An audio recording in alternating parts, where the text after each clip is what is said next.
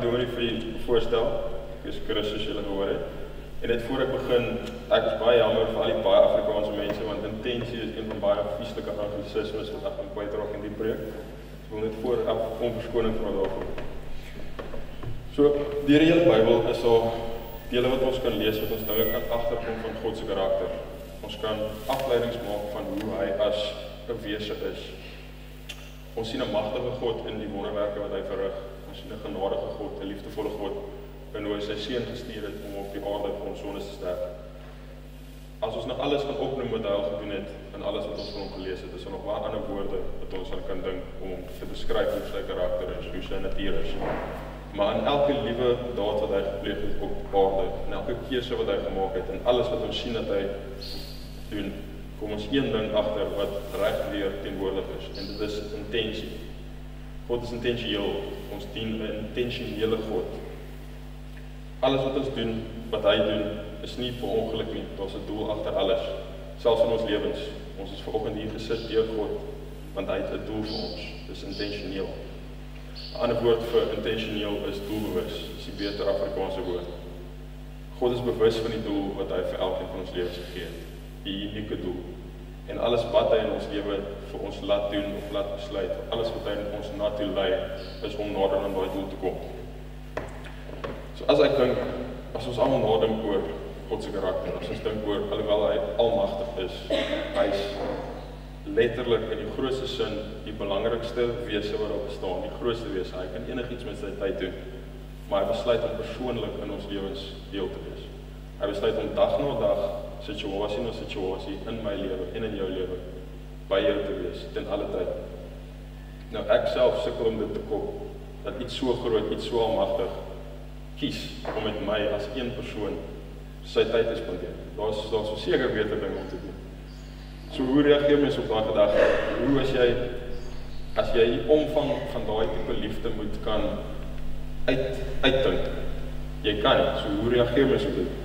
Die eerste gewone reaksie wat mense het is hoekom ek? Hoekom ek spesifiek? Want om te sê God is lief vir almal is een ding, maar om te verstaan God is lief vir jou, vir ons elkeen apart, is 'n next level tipe spesiaal. En die hoekom ek situasie wat ons voel, dis natuurlik. Dit is normaal om te voel, ons verdien dit nie, want ons doen nie. Dis onvoorwaardelike liefde, dis nie verdiende liefde nie. So wanneer jy voel, hoekom ek, dan kyk ek terug na God se karakter, om daai vraag te beantwoord, hoekom ek? Want God is liefde. In sy karakter, een van die dinge wat ons kan opnoem wanneer ons na sy dade kyk, is God is liefde, perfekte liefde. En 'n Vader met perfekte liefde wil betrokke wees in sy kinders se lewens. Hy meet ook nie of ons dit verdien nie. Hy gee sy liefde onvoorwaardelik, want ons kan dit nie verdien nie. So daai antwoord daai deel van die vraag. Die volgende reaksie is dikwels, of 'n algemene reaksie is dankbaarheid. Dis 'n onmenslike dankbaarheid, en dis eers 'n keuse om dankbaar te wees. Dis 'n natuurlike reaksie. Ons besluit nie om dankbaar te wees. Ons kan besluit om dankie te sê. Maar om dankbaar te wees dat 'n God wat almagtig is, besluit om in jou lewe in te tree, dis natuurlik. Daai dankbaarheid intern skep verlange. 'n Verlange om dan meer van God te ervaar. 'n Verlange om meer van God se teenwoordigheid in jou lewe te hê.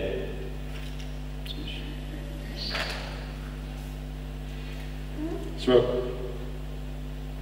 as ons 'n verlange skep om meer van God in ons lewe te hê, kom dan saam met dit 'n bewusmaking van God se intentionaliteit in ons lewe. En ek dink die vers vir vandag praat nogal mooi oor dit. Dis Filippense 2 vers 6 tot 13. Dink jy ons het dit op die skerm vandag, so as jy julle apps of iets by julle het, kan jy saam lees.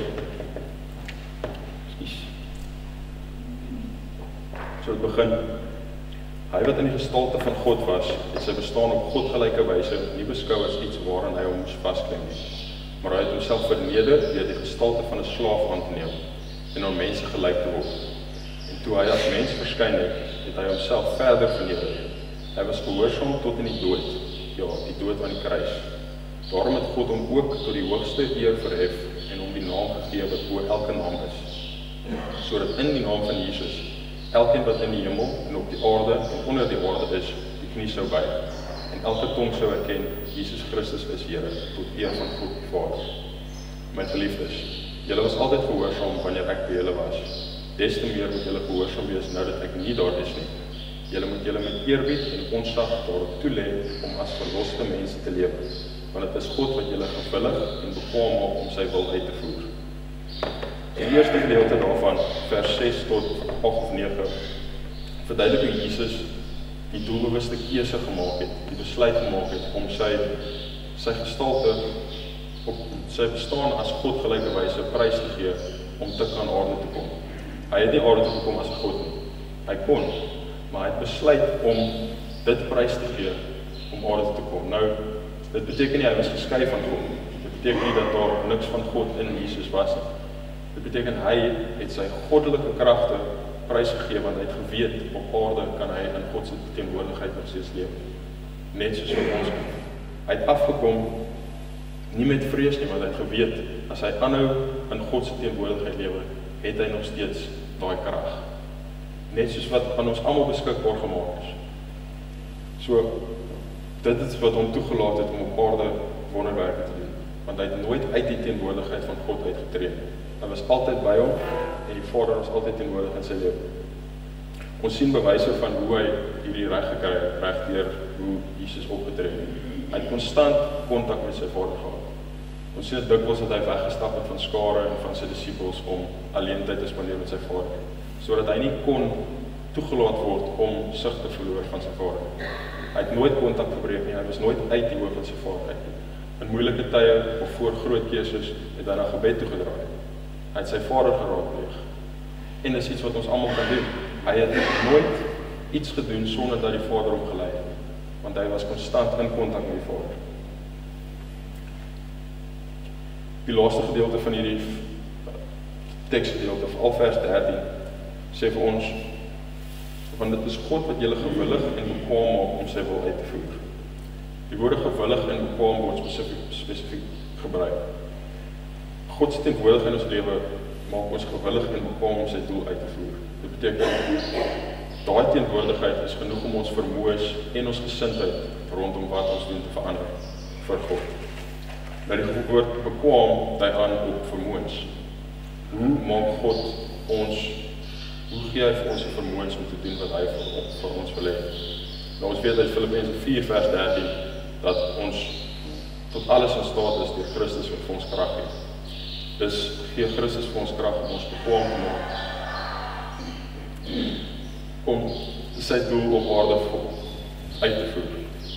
Maar die woord gewillig het ek bietjie vasgesit toe ek hierdie gelees het. Want God het vir ons vrye wil gegee. Maar gewilligheid dui aan op ons eie wil wat verander word om in lyn te wees met sy doel. So ek het bietjie daaroor gaan stry met myself, want as God vir ons vrye wil gegee het, gaan hy nie net ons gewillig maak nie. En hy doen nie. Dis nie God wat besluit teen jou wil is jy nou gewillig nie. God maak ons nie gewillig nie. Sy teenwoordigheid maak dat ons gewillig is. Dis 'n natuurlike reaksie. Dis natuurlik vir ons in ons menskoppe om, as ons regtig bewus is van hoeveel God vir ons doen, van die goedheid en genade wat hy in ons lewe uitleef, sy teenwoordigheid in alles wat ons doen, al het hy baie beter dinge om te doen in sy tyd. Dis natuurlik vir ons om op ons mees vlak mensmanier dit te probeer terugbetaal, te probeer teruggee daarvoor. En dit is ons gewilligheid.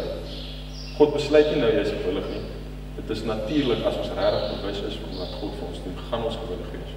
Ons gaan daai begeerte hê wat gewilligheid op ander om hierdie doel te verrig. So ons is gewillig omdat ons bewus is van die intentionele goedheid en guns van God in ons lewe. Daai kennis wanneer jy regtig bewus raak, dit draai skakelaar in ons koppe. Aangaande die intensies waarin ons het wanneer ons werk vir Christus uitvoer. Dit switch ons van 'n sodat mentaliteit tot 'n omdat mentaliteit. Nou 'n sodat mentaliteit is hoe ons in ons alledaagse lewe werk. Ons doen hierdie aksie sodat ons hierdie aksie kry. Ons werk sodat ons betaal word. Ons doen dit sodat dit gebeur. 'n Omdat mentaliteit is anders. Jy doen iets omdat iets klaar vir jou gedoen is. Nou sodat sou sê ek bid sodat ek hierdie kar gaan kry. Asof Jesus nie klaar sy deel gedoen het. Hy moet nou nog iets doen nadat ek hierdie gedoen het. Omdat mentaliteit is 'n reaksie op die bewustheid van die teenwoordigheid van God in ons lewe. 'n Dankbaarheid. Ek bid omdat ek weet God sal vir my voorsien. Omdat hy klaar sy seun gestuur het om op die kruis vir ons sondes te sterf. En ons baie voorbeelde van dit as jy dit nou so sal opnoem. Ek lees die Bybel sodat ek nie so skuldig voel nie.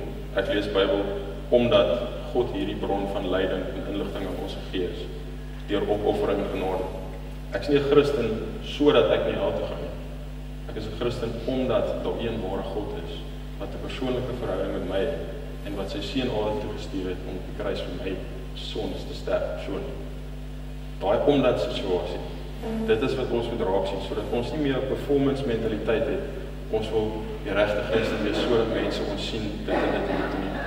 Ons moet alles wat ons doen tot eer van God doen, want hy het klaar alles vir ons gedoen.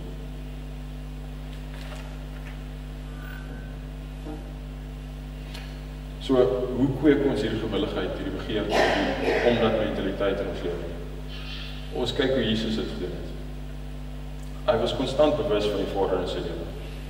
Om hierdie begeerte en hierdie gewilligheid te hê, en om opgewonde en intentioneel oor ons gelooflewe te hê, moet ons konstant 'n bewustheid hê van God se rol in ons lewe. En ons mis dit soms, maar in alles wat ons doen, is God klaar daar. Maar dit is 'n keuse wat ons moet maak om hom aktief deel te maak. Dit klink moeilik om God in elke deel van jou lewe te incorporeer, maar hy is klaar daar teenwoordig, want hy is alomteenwoordig. Daar's nêrens wat jy kan gaan wat jy sonder God kan wees nie, maar daar's plekke wat jy kan ingaan wat jy besluit om nie na God uit te reik om jou te help nie. As jy jou werk verloor, is God daar. As jy 'n nuwe kar wil koop, 'n nuwe Toyota, God is klaar daar. As jy enige sukses behaal, as dinge goed gaan, as dinge sleg gaan, dinge op, af, links, regs, God is klaar daar. Hy staan saam met jou. Maar hy is nie 'n God wat dit op ons afforceer. Hy gaan nie jou forceer om uit te reik en sy hulp te vra nie. Dis ons keuse. Ons moet hom toelaat om aktief deel te wees van ons lewens en nie net daar in die background te wees vir as dinge verkeerd loop, dan sal ek gou terugval. So as jy jou werk verloor, God is daar. Jy kan vir hom vra vir voorsiening. Jy kan vir hom jou oorkommernisse deel soos wat hy wil hê. Ons kan dit by sy voete neerlê as dinge fout gaan. As jy 'n kar wil koop, God is daar.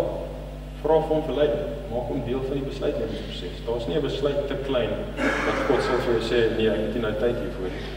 Dis ons menskoppe wat dink ons kan klein goedjies sommer self uitsoek, want dit maak ons nie saak nie. Nee. Alles maak saak op God. Ons hele lewe. Hy wil op hoogte wees van wat ons doen. So, hierdie konstante bewustheid van God en, die konstante bewustheid van God in ons lewens maak dit onmoontlik vir die vyand om op enige tyd ons denkwyse te beheer, want ons fokus bly op God. Dit laat nie kans vir die vyand om in te kruip en sê, koop liewer die Defender of wat ook al nie. Die konstante fokus op God. Ekskuus. Die konstante fokus op God laat die wêreldse boodskappe, die vyand se boodskappe, dit sal nie dit toelaat om in te kom, want alles wat jy doen is 'n herinnering terug na die Here. En dit is so belangrik en so toeganklik vir ons, soos wat dit toeganklik vir Jesus was. En Jesus was 'n perfekte voorbeeld van hoe om daai toegang te kry. Ons kan nou, as ek kleerskoenetjies wat ek in die oggend aan het, jy kan vir die Here daaroor vra. Dit maak nie saak nie, maar vir hom maak dit saak, dat jy 'n 1-tot-1 verhouding met hom wil hê. Dis waarvoor hy aan die kruis gesterf het. So, hoe om dit prakties te doen, is ons moet gewoontes en routines aanleer, wat ons nie sal toelaat om sig van die Here te verloor. En die DIF-kursus wat Tony Franshaw aangebied het, is 'n goeie voorbeeld van daai tipe gewoontes wat dit was 40 dae van intentioneel die gewoontes van Jesus uitoefen. Dit is konstante kommunikasie met die Vader, diep tyd in sy woord, stil raak. Dis alles dinge wat Jesus gedoen het, sodat hy nooit sig verloor het van die groter doel en van die Vader. Dat jy sal stil raak in God se teenwoordigheid. En stil raak, weet ek, vir baie van ons is waarskynlik die moeilikste een van hierdie. Stil raak is nie net jou earphones aansit, dis nie net in 'n stil kamertjie nie, want dis nie net sonder klank nie. Ons kop raas meer as die buitewêreld. Stil raak beteken om die wêreld op sy te sit, om jou denke op sy te sit en te fokus op een ding, op jou teenwoordigheid in God se wêreld. En ek weet ons sukkel baie keer daarmee, en daar is altyd iets wat moet gedoen word. Daar is wat kinders het, daar is nie so iets so stilte nie. As jy moet werk, daar is altyd 'n e-mail wat moet beantwoord word, of as dingetjies wat moet gedoen word. En ons sukkel verskriklik om stil te raak. Ons wil op die stil raak. En dan voel ons onproduktief. Maar ons gaan nie dissipline moet hê, en ek glo ons het, om die wêreld en sy dingetjies op sy te sit vir die tyd van ons stil raak. En regtig intentioneel te wees met ons tyd wat ons saam met die Here wil spandeer. Want dit is wanneer ons leer van God. Dis wanneer ons sy presence ervaar. Dis wanneer ons daai 1-tot-1 verhouding met God kan hê, wat hy vir ons almal bedoel het. Wat hy al is hy almagtig, wat hy aan ons elkeen toeganklik gemaak het, daai 1-tot-1 verhouding, soos 'n pa en seun. Dat ons nog nie kan dink hoe dit moontlik is, hoe hy wat die hele wêreld gemaak het in 6 dae, gerus het op die 7de, 'n dag het vir my nie, maar hy het elke dag vir my. Want tyd is nie vir die Here soos wat dit vir ons is nie. Hy het al die tyd in die wêreld vir ons en buite die wêreld. En dit is 'n bonatuurlike gedagte, 'n bonatuurlike verstaan wat ons moet hê. Ons kan nie verstaan. Ons moet net dankbaar wees. Dis waar dit neerkom. So, slies. Ja, weer eens, Jesus het vir ons gewys alweer is moontlik. Dit is moontlik om stil te raak. Jesus was 'n celebrity geweest daai tyd. In goeie en slegte lig volgens sekere mense. Daar was altyd aandag op hom. Daar was altyd mense rondom hom.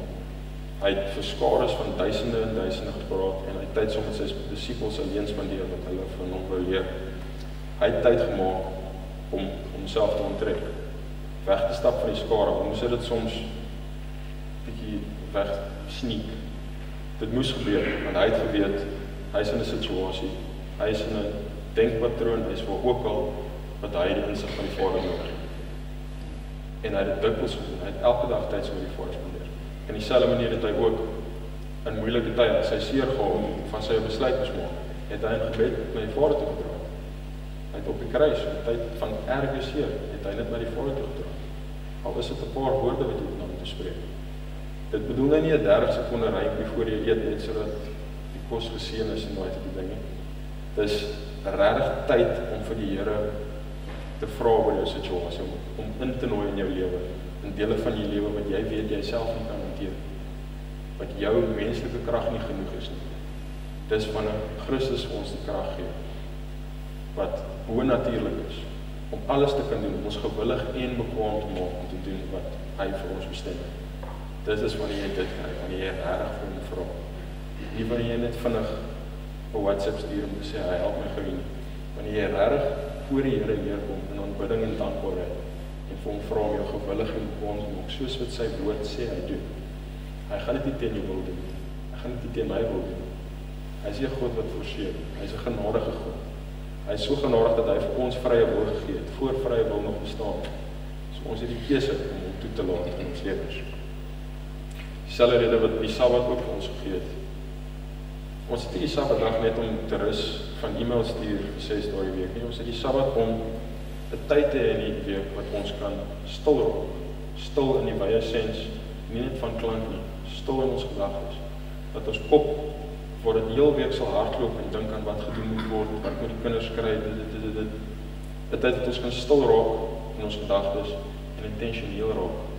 En na 'n lang week na die Here toe kom en sê, hier's al my probleme, ek lê dit by jou voete neer. Hier's alles wat ek nodig het, ek weet U sal voorsien daarvoor. Dankie, Here. Dis wanneer jy regtig tyd het, en dis hoekom die Sabbat gegee is, om tyd intentioneel in die Here se teenwoordigheid te spandeer. En ek is so dankbaar daarvoor, en ek seker julle is ook almal dat ons 'n dag afkry weer. So, soos wat ons nou uitstap, hoop ek daar's 'n hernieuwde begeerte om intentioneel te wees, dat godsdienst nie vir ons werk sal raak nie, dat ons nooit in dieselfde kategorie sal sit nie. In dieselfde manier wat jy nie uitsien om werk toe te gaan nie, moet ons nooit nie uitsien om tyd in die Here se teenwoordigheid te spandeer. Want as jy dit ervaar het, sal jy vir altyd na dit uitsien om dit te wees, want dit is al wat ons nodig het as mense. So ek hoop dat ons almal die uitstap met 'n nuwe begeerte en 'n nuwe hoop om te weet dat dit is moontlik. Soos wat Jesus gelewe het. Jesus het as mens aarde toe gekom en hy het gelewe in volle teenwoordigheid van God. Alles wat hy gedoen het, was gelei deur God. En ons het daai selfe toegang. Geen van ons is perfek genoeg om daai toegang soos wat hy doen het te gebruik nie, maar ons moet nastreef om God so deel te maak van ons wêreld en so betrokke te maak in elke klein dingetjie wat ons doen, dat niks van ons aksies geskei kan nie van hom af kan word nie, dat ons die invloed van God sien op elke ding wat ons kwytraak, elke keuse wat ons maak, alles. Want dan is dit 'n volkomme lewe. Dan lewe ons soos wat die Here vir ons bestem het. Maar ons moet eers gewillig wees en bekwaam wees om intentioneel tyd met hom te spandeer en om toe te laat om tyd met ons te spandeer in die maand. Ek wil goed gemaak. Goed. Vader God, dankie vir almal wat vanoggend besluit het om te kom. Is 'n bietjie koud. Dankie vir die intentionaliteit van almal hierso om meer van U te wou leer vanoggend. Here, ek dank U dat ons kan weet U is altyd teenwoordig in ons lewens. Ons almal ons dingetjies het wat moeilik gaan wees hierdie week en dinge wat moeilik was laas week. Want ons weet U staan by. U sal nie laat ons gly nie. En ons kan net so maklik uitreik na U toe om ons te help in hierdie situasies, Here. Dat U teenwoordigheid in ons lewens is genoeg en ons weet dit is oral ons. U is alomteenwoordig. So ek dank U dat soos ons hier uitstap, is ons weer bewus dat niks in ons lewe is genoeg om U af te skrik nie. Om ons alleen te laat in daai situasie, Here, dat ons enige tyd na U toe kan draai vir hulp, vir support, vir verlossing, vir vergifnis en ons nodig het. U weet ons nodig het en ek dank U dat U dit so toeganklik gemaak het dat ons dieselfde teenwoordigheid by ons kan hê as wat Jesus by hom gehad het deur sy lewe, deur sy wonderwerke, deur alles wat hy gedoen het. Dankie Here vir die voorbeeld van Jesus wat U vir ons gegee het om te wys hoe om te lewe, hoe om 'n intentionele Christelike lewe te lewe, Here.